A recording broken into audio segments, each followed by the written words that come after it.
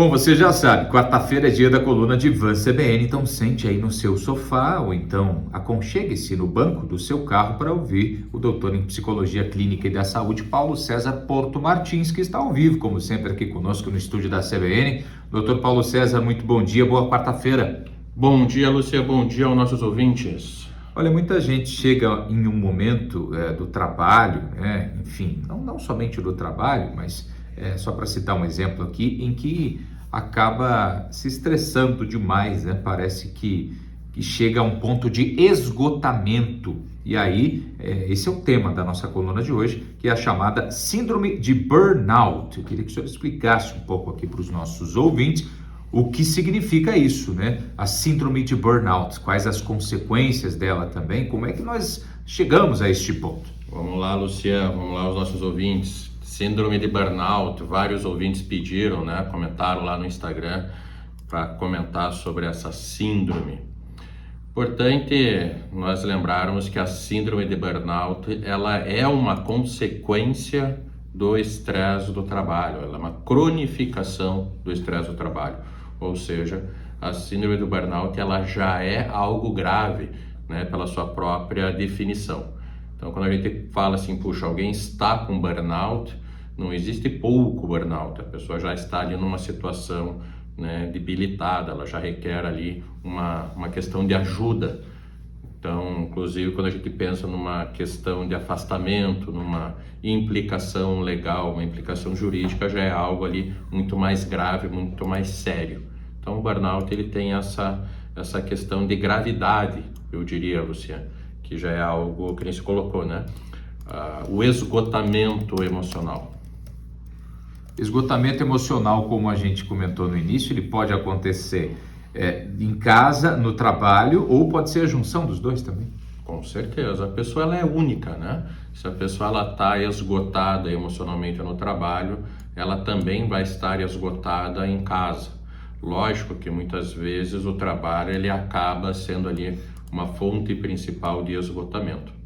Nós estamos falando muito de esgotamento emocional e a maioria dos autores, inclusive a definição mais clássica da síndrome de burnout, ela traz essa questão de 3 dimensões, né? Vem lá de um médico, psicanalista chamado Freudenberg, não é o Freud, algumas pessoas vão se confundir com o Freud, não, é Freudenberg. Ele fala das 3 dimensões da síndrome de burnout e uma delas é a exaustão emocional, a pessoa acaba com a sua condição emocional. A outra dimensão é a baixa realização pelo trabalho. E a outra é você ter ali como se fosse um cinismo, uma desumanização. Então, são as 3 características da síndrome de burnout. E principalmente os primeiros autores, Luciano e ouvintes, eles consideravam porque hoje existem outras leituras da síndrome de burnout, que essa é uma síndrome que ela acometia e hoje principalmente ela vai acometer, ou seja, ela vai atingir pessoas que trabalham com outras pessoas. Então a gente está falando principalmente de médicos, enfermeiros, nossos colegas psicólogos, professores. Então são pessoas que lidam com outras pessoas. Por isso que nós temos ali uma das dimensões que alguns autores chamam de cinismo, outras chamam de despersonalização, que é o começar a ver o outro de maneira fria, desumana, despersonalizada, né? Na área da saúde, isso fica claro quando, por exemplo, um médico começa a não ver o paciente como um ser humano, começa a ver como um número, o paciente número tal, ou um enfermeiro, né? Começa a ver como aquele que foi amputado, aquele que passou pelo procedimento. E sabe, Luciano, que essa síndrome, ela muitas vezes quando a gente estuda ela e quando a gente trata ela na clínica, nós percebemos que ela é um mecanismo de defesa da pessoa. Eu vou explicar.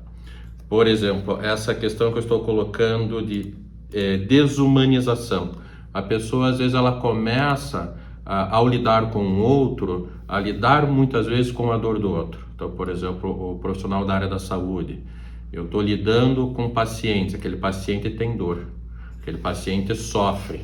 Então, um psicólogo que atende muitos pacientes, acaba ali, né, tendo uma jornada exaustiva.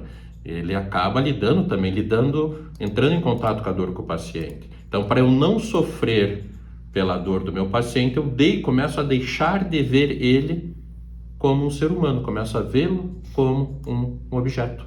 Isso é o que nós chamamos de desumanização, deixo de vê-lo como um ser humano. E lógico que isso vai estar demandada com a outra dimensão do burnout, que é a baixa realização profissional. Porque tradicionalmente quem gosta dessas profissões gosta porque tem a paixão de ajudar o outro. Sim. Né? Então isso essas definições, esse conceito está muito lá na origem da síndrome de burnout. E nós, né, a síndrome ela foi se modernizando, ela foi se conceitualizando, né, principalmente lá as principais vertentes de uma autora americana que se chama Cristina Maslach. Tem também um outro autor espanhol que traz uma dimensão de culpa envolvendo o trabalho, etc. Não vamos ficar aqui muito na teoria. Sim. Mas a questão é que hoje várias profissões podem ter a síndrome de burnout e todos os autores têm uma coisa em comum, Luciano, e aí é interessante. E aí de novo eu puxo a atenção daquelas pessoas que trabalham nas empresas. Sabe qual profissional que mais tende a sofrer de burnout? Aquele que é apaixonado pelo que faz.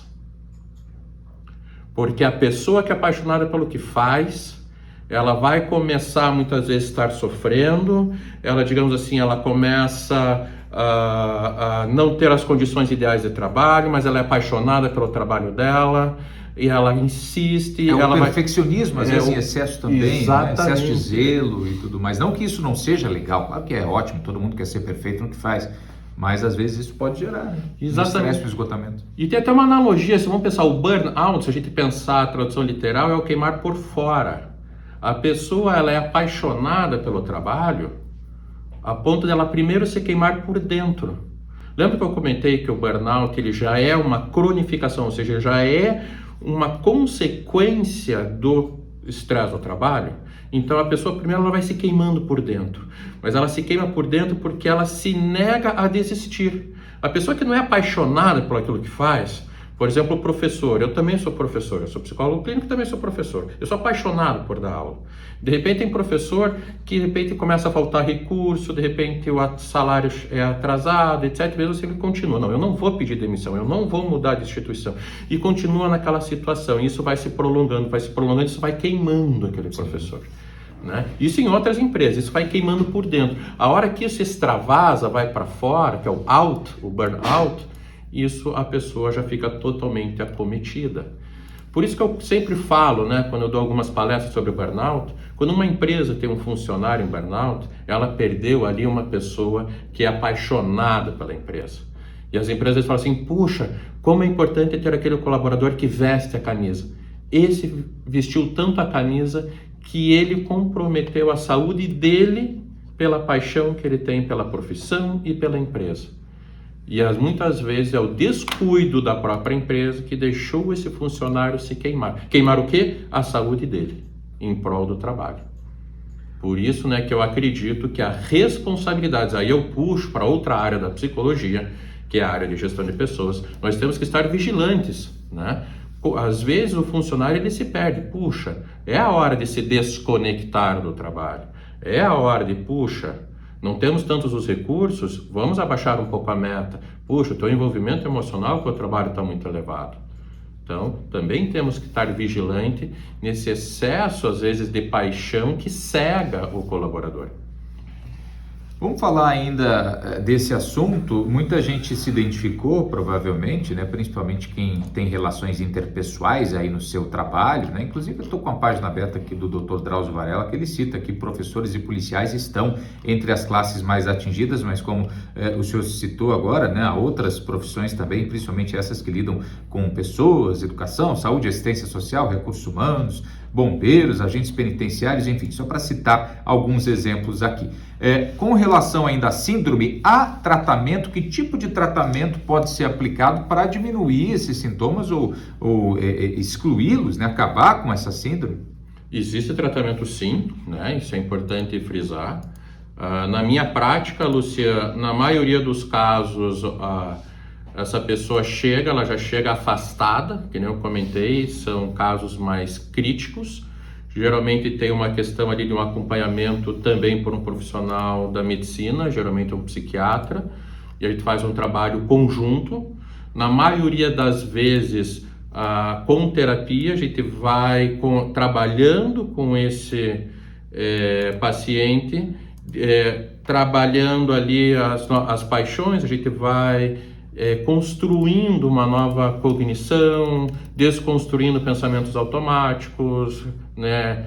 E vou citar, por exemplo, alguns casos. O paciente trabalhava na área financeira, trabalhava no mercado financeiro e, né, acabou ali se desligando, acabou ali pela questão do burnout e montou uma floricultura. Então, aos poucos a gente foi assim, né, o que traz prazer, o que realmente a pessoa gostava, e a pessoa trabalha ali numa outra área distante, com outro foco, com outro time.